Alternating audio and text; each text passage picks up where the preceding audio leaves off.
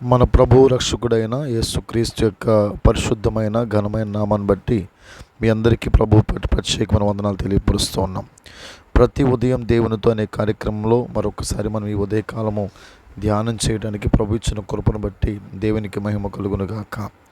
యాకోబు రాసిన పత్రిక 4వ అధ్యాయము 3వ వచనం చూడండి.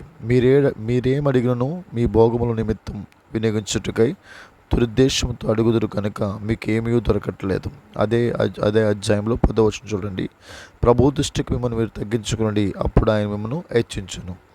దేవుడు ఈ ఉదయకాలమే మరొకసారి ఆయన కృప చేత కొద్ది నిమిషాలు ఆయన వాక్య ధ్యానం చేయడానికి దేవుడిచ్చిన కృపను బట్టి దేవునికి మహిమ కలుగును గాక. చాలా సంతోషకరం.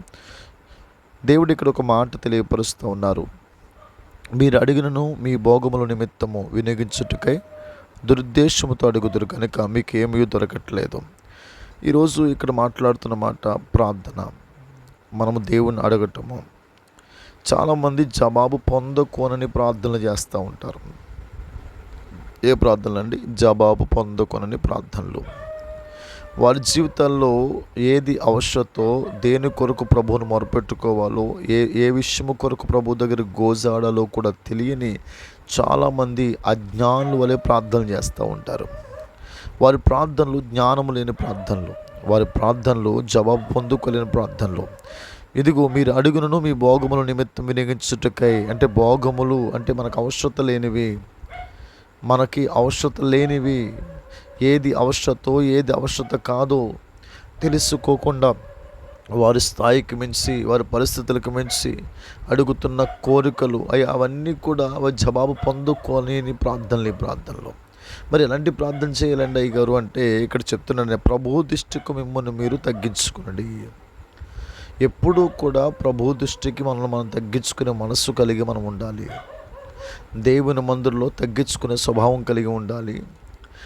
మందిరములో పరిచర్య చేసే విషయంలో కానీ, లేకపోతే మందిరంలో మనం జీవించే విధానము కానీ, మన నడవడిక కానీ, మన ప్రవర్తన కానీ దేవుని దృష్టిలో మనం తగ్గించుకునే మనసును మనం కలిగి ఉండాలి. ఈరోజు ఉద్యోగం చేస్తూ ఉన్నామా? ఇది ప్రభు మనకిచ్చిన మహాకృప. మనం ఏది చేస్తున్నా అది ప్రభు మనకిచ్చిన మహాకృప. ఈ కృపను గ్రహించగలిగి మనం తగ్గించుకోగలిగితే ఆయన అంటున్నాడు, అప్పుడు ఆయన మిమ్మల్ని హెచ్చించును. మన జీవితాల్లో మనం ముందు హెచ్చించుకుంటాం, మనమే హెచ్చించుకుంటాం. మనకెవరు హెచ్చించాల్సిన అవసరం లేదు. కానీ అది మంచిది కాదని దేవుని వాక్యం చెప్తూ ఉంది.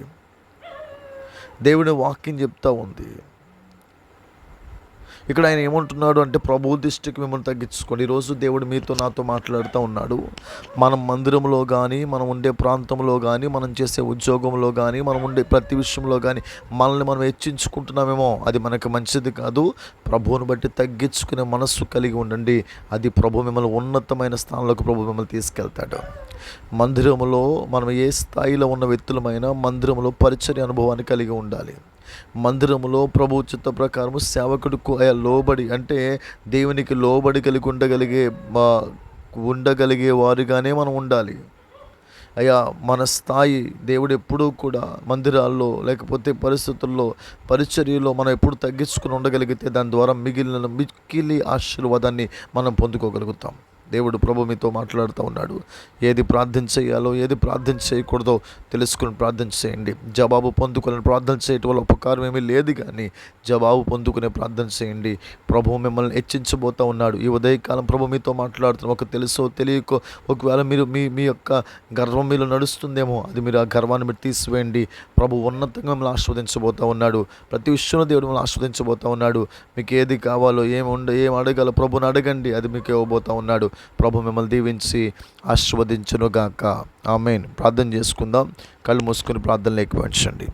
దయగల తండ్రి, కృపగల తండ్రి, సర్వాధికారి, సర్వ సృష్టికర్తైన దేవానికి వందనాలు. ఈ ఉదయకాలమే ప్రభు నాయన ప్రార్థించే అనుభవం కొరకు మీరు మాతో మాట్లాడారు తండ్రి. ఏది ప్రార్థన చేస్తున్నామో తను ఆలోచించుకుని ప్రార్థించగలిగే కృప మాకు దయచేయండి. జవాబు పొందుకోలేని ప్రార్థనలు, అజ్ఞాన ప్రార్థనలు, దివాన్స్కు ప్రార్థనలు, ఇలాంటి ప్రార్థనలు మేము చేయటం వల్ల తండ్రి మా జీవితంలో మేలు అనేది జరగదు ప్రభు. మనసు మాలో లేకుండా ప్రతి విషయంలో తగ్గించుకుని ఉండగలిగే కృప మీరు మాకు దయచేయండి. ఈ ఉదయకాలం వింటున్న ప్రతి కుటుంబాన్ని దీవించండి, ఆస్వాదించండి. మీరు తోడుగుండి ప్రతి విషయంలో కృప అందరిపై ఉంచుతారని మీ ఘనమైన యేసు నామమున అడిగి వేడుకుంటున్నా పరమ తండ్రి. ఆమేన్. Praise the lord. దేవుడు మేము ఎంతో ఆసక్తిగా ఈ యొక్క ప్రతిరోజు ప్రతిరోజు దేవుని యొక్క సన్నిధిలో ఈ విషయాలు మేము మీతో తెలియపరుస్తూ ఉన్నాం. ఖచ్చితంగా మీరు ఈ విషయాలు అనేక మందికి షేర్ చేయండి. ఈ ఈ ఈ వాక్యం వింటున్న వారు ఎవరైనా ఒకవేళ మీరు సబ్స్క్రైబ్ చేయకపోతే సబ్స్క్రైబ్ చేసుకోండి. వాక్యం విన్న తర్వాత ఒక లైక్ చేయండి, షేర్ చేయండి. దీన్ని అనేక మంది బిడ్డలకు మీరు తెలియపరచండి.